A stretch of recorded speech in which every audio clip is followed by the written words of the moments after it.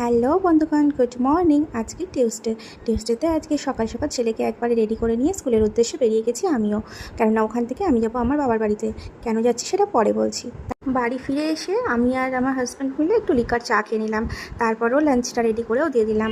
আজকে চিকেন দিয়ে ওকে ভাত দিয়েছিলাম আর আমি খেলাম একটু মুড়ির সাথে একটু ঘুগনি দিয়ে খেয়েছিলাম। আমার ঘুগনি মুড়ি খেতে খুবই ভালো লাগে।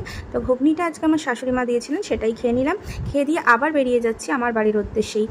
এরপরও আমাকে আমার বাড়িতে নামিয়ে দিয়ে ড্রপ করে আবার ও নিজের কাজে বেরিয়ে গেল।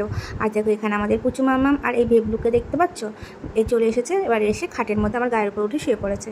এরপর আমি একটু ওদের সাথে খেলে নিচ্ছিলাম, পুচু মামামের সাথে আর ভেবলুর সাথে।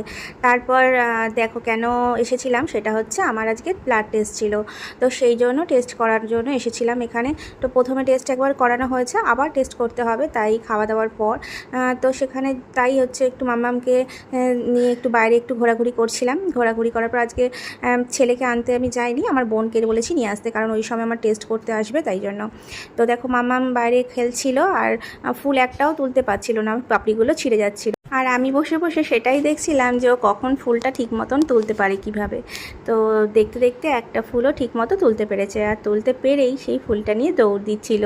আমি আবার তাকে ধরে নিলাম। তারপরে আমরা ঘরের মধ্যে চলে গেলাম।